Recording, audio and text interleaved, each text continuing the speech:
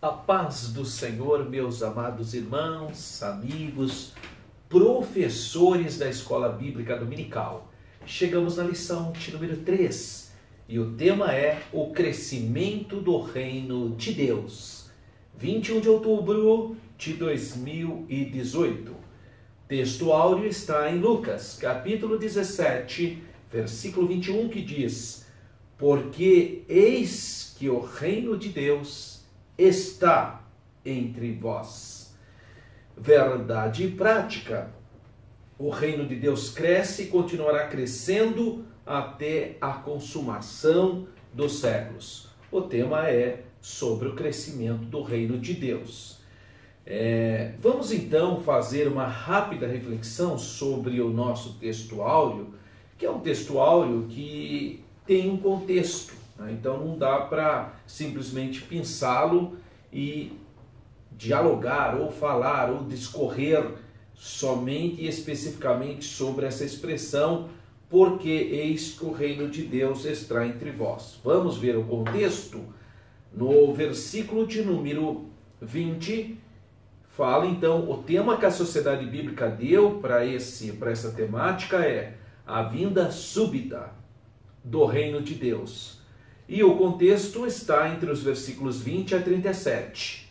O nosso texto áureo, então, é o versículo 21, apenas um pedaço do versículo 21. Mas vamos ler aqui pelo menos os dois primeiros versículos. O versículo 20 diz: E interrogado pelos fariseus sobre quando havia de vir o reino de Deus, respondeu-lhes e disse: O reino de Deus não vem com aparência exterior, nem dirão ei-lo aqui ou ei-lo ali, porque eis que o reino de Deus está, há uma tradução que fala no meio de vós ou entre vós.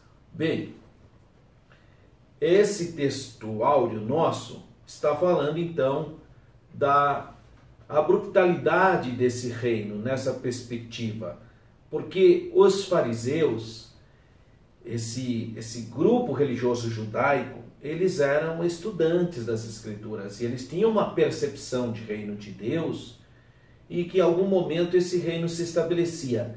É bem plausível que a perspectiva do povo judeu em relação ao Messias é que o Messias traria o reino de Deus, aquele reino material que libertaria eles do Império Romano, que libertaria ele das nações pagãs, politeístas, um rei que reinaria no trono de Davi, como dizem as profecias do profeta Isaías, do profeta Jeremias, do profeta Ezequiel, do profeta Daniel e outros profetas. Todos falam de um reino material. Mas acontece que Jesus não está falando do milênio.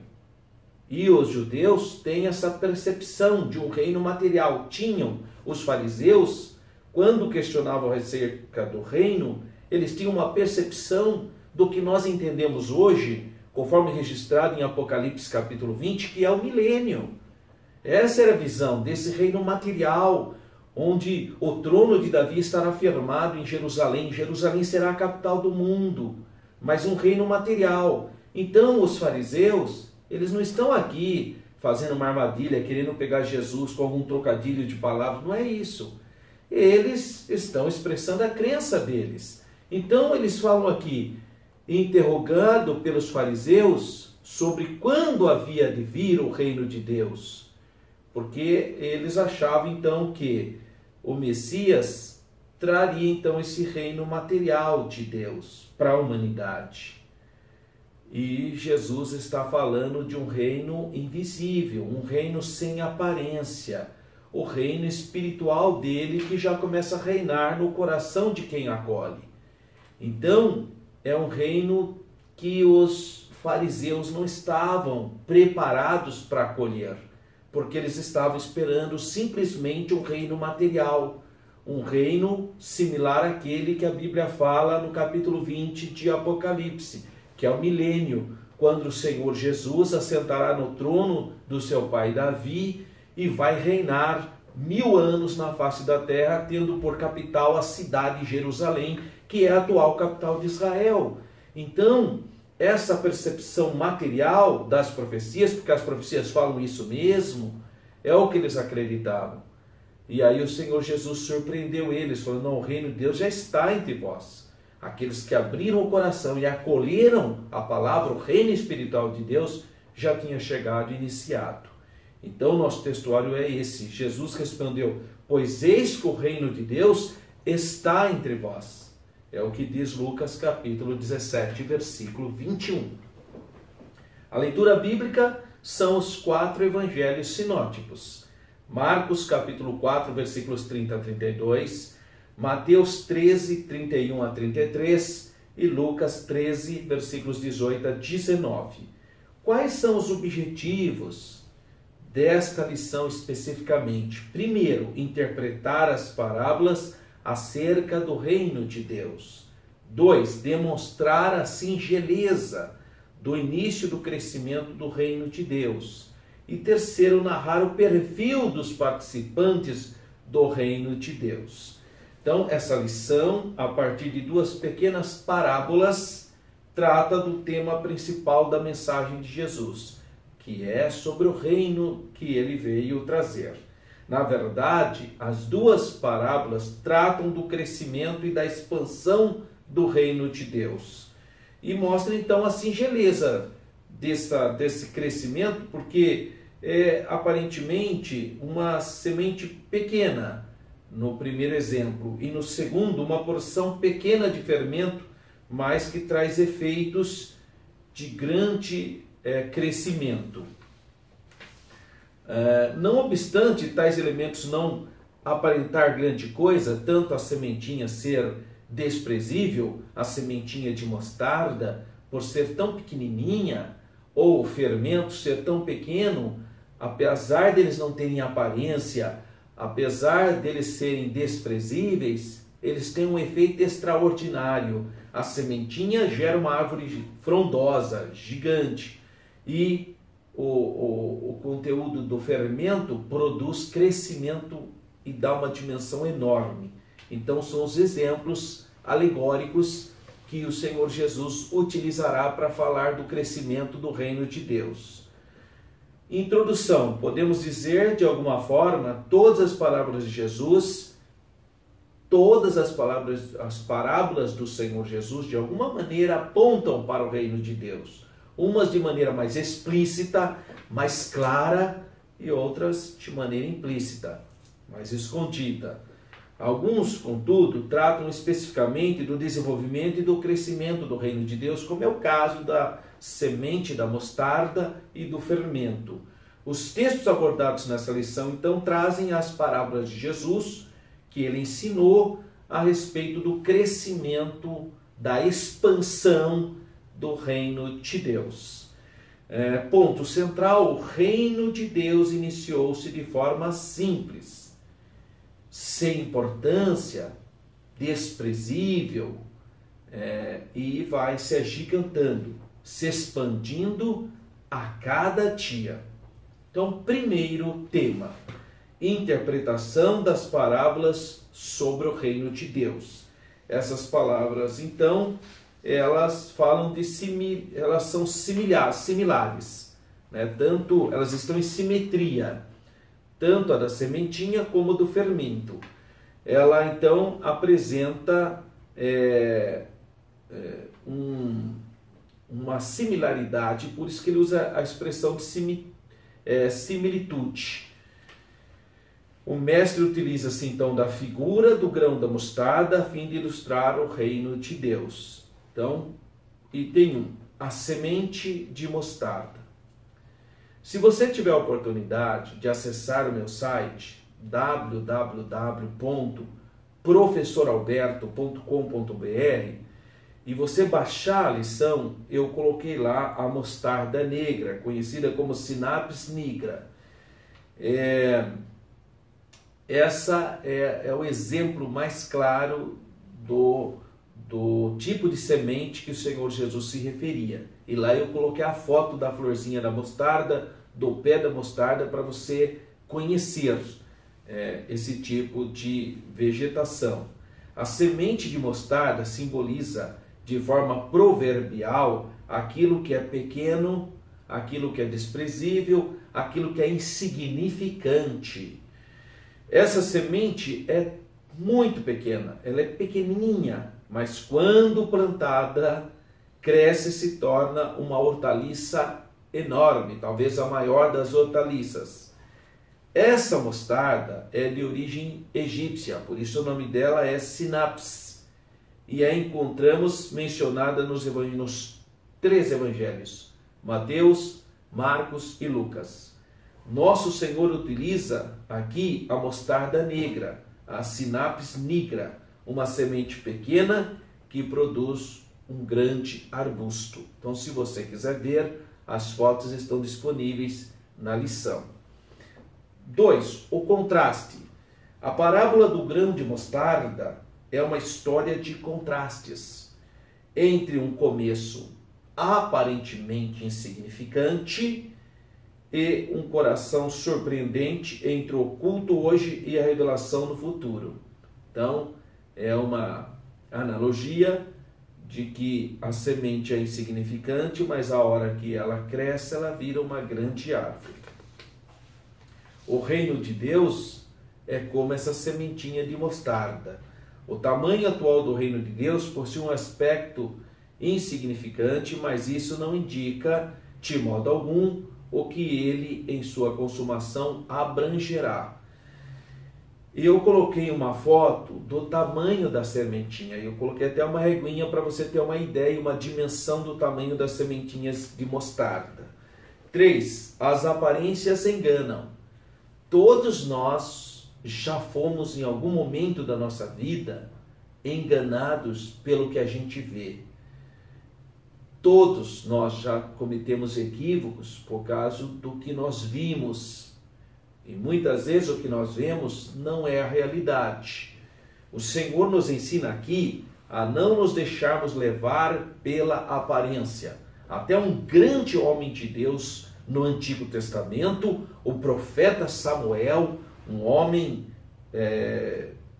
sacerdote, juiz e também profeta, quer dizer, um homem com grande envergadura espiritual, se equivocou por causa dessa aparência. Quando ele chegou na casa de Davi, ele olhou os irmãos de Davi, que eram muito mais aparentemente adequados para ser rei, e não era nada daquilo. Era um menino, um jovenzinho que não parecia que seria um rei. Então todos nós já fomos de alguma maneira enganados pela aparência. O tamanho atual então do reino de Deus, ninguém imaginaria essa dimensão quando começou lá em uma das regiões mais áridas e estéreis do mundo, lá na terra de Canaã, o Senhor Jesus com apenas alguns discípulos. O ensino de Cristo apresenta o poder misterioso, então, da fé que dá início ao reino de Deus. Jesus começou o seu ministério com alguns discípulos apenas. Ao longo da história, a igreja foi alcançando milhares e milhares de pessoas. Hoje, a Igreja de Cristo compõe-se de bilhões de crentes espalhados pelo mundo todo. Então, veja que interessante essa parábola. Síntese do tópico 1. O princípio aparentemente insignificante do reino de Deus não retrata o que ele será na consumação de todas as coisas. Há um subsídio exegético e você pode ler com calma, com cuidado, e eu coloquei nesse subsídio uma foto de um pássaro no pé de mostarda para você ter uma ideia que ainda hoje os passarinhos gostam de comer a sementinha de mostarda. Esse comentário é o comentário bíblico de Bacon. E eu inseri então essa imagem, essa foto, para você, professor, você que é estudante, fazer essa comparação, porque a Bíblia fala que a sementinha gera uma árvore, ela cresce e as aves acabam aninhando nela. 2. A expansão do reino de Deus. Primeiro, campo de semeadura. Nos textos sinóticos, ou seja, Mateus, Marcos e Lucas, existe um pequeno detalhe que chama muito a atenção. Mateus descreve o homem semeando na terra, Marcos no campo e Lucas fala de horta. Esses detalhes, por se tratar de uma parábola, não devem nos prender. Muitas pessoas têm se perdido em detalhes de interpretação, e eu já falei várias vezes, quem dá a interpretação é a própria Bíblia. Esse é um conceito da Bíblia. Quem interpreta a Bíblia é a própria Bíblia.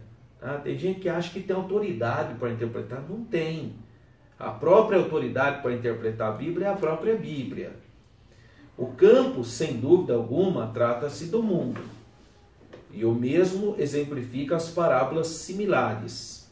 O Evangelho vem sendo pregado ao redor de todo o mundo desde o dia do Pentecostes, por volta do ano 33, depois de Cristo, pois esta é uma ordem do Senhor Jesus, que ele deu em Atos capítulo 1:8, mas também nos Evangelhos.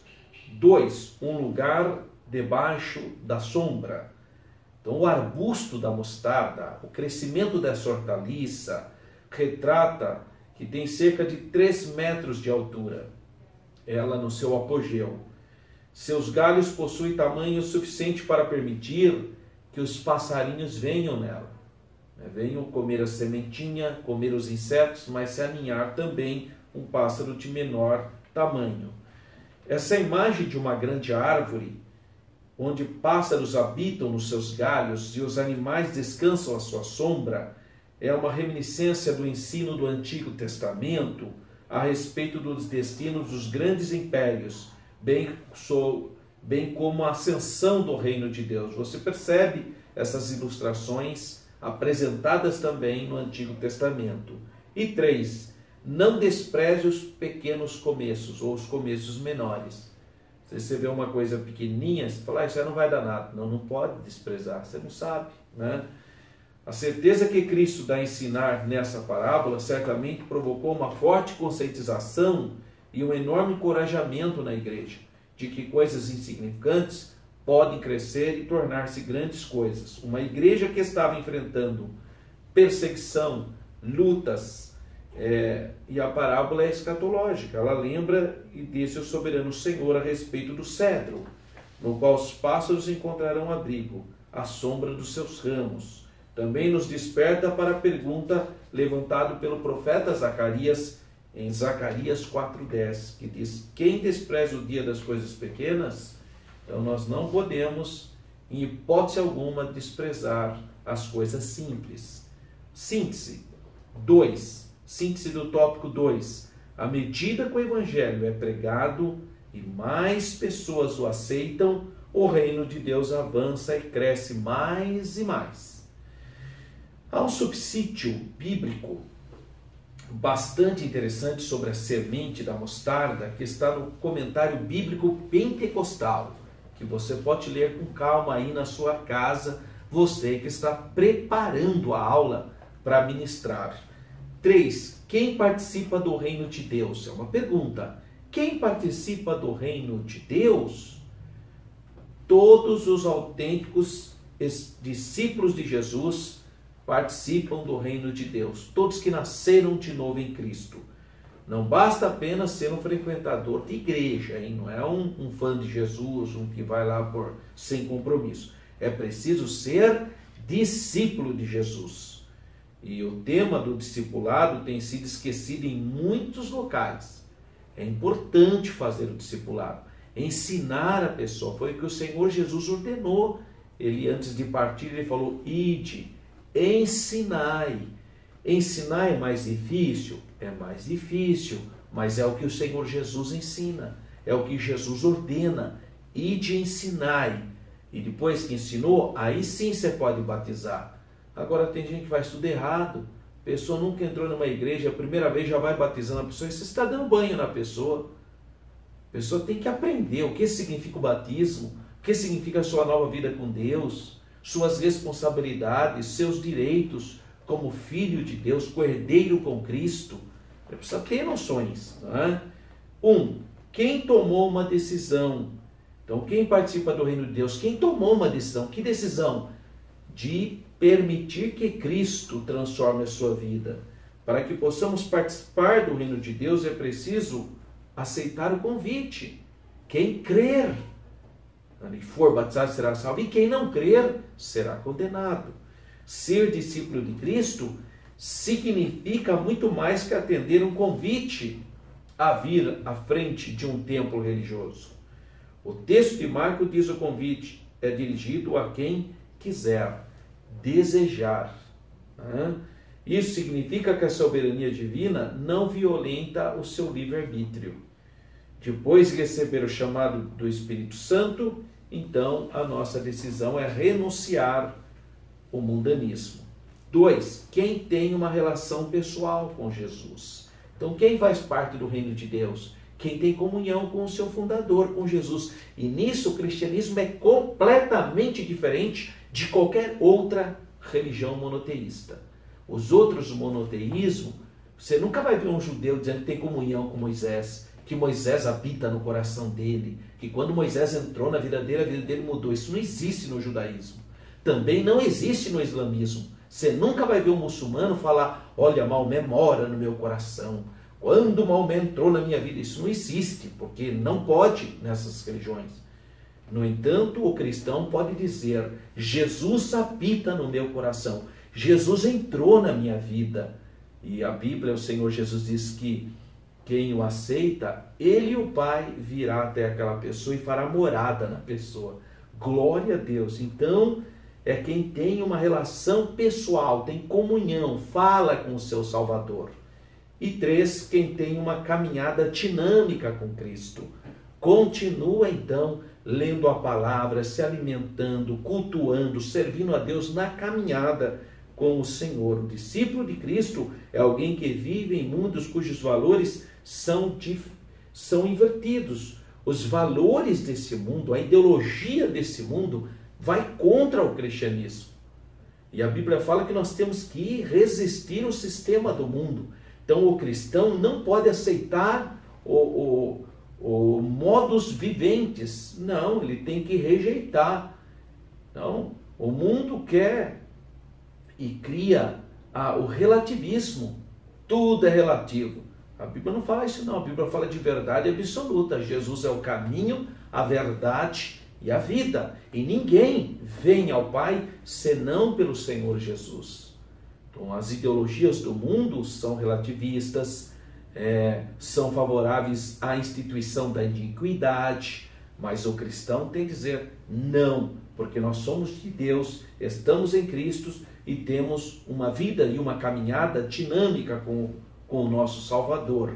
Síntese do tópico 3. Somente os discípulos de Cristo farão parte do reino de Deus. Há um subsídio didático, eclesiológico e, finalmente, as considerações finais. É interessante notar que nem todas as parábolas possuem uma aplicação direta e marcante. Existem parábolas que você não vê uma aplicação direta porque ela é escatológica, né?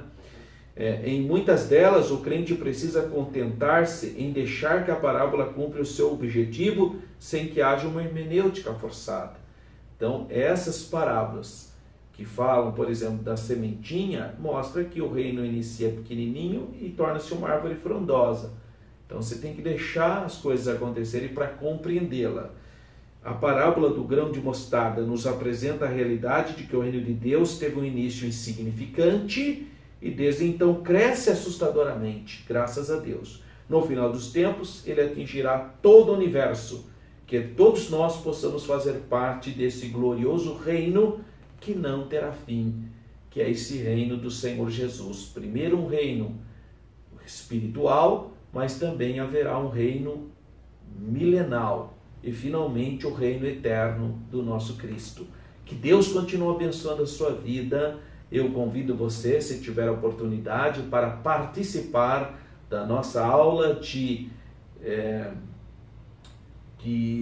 capacitação continuada, todo sábado, das 16 às 17h30, na Igreja Evangélica Assembleia de Deus, Ministério Belém, Rua Pastor Cícero Canuto de Lima, número 160, Parque Itália.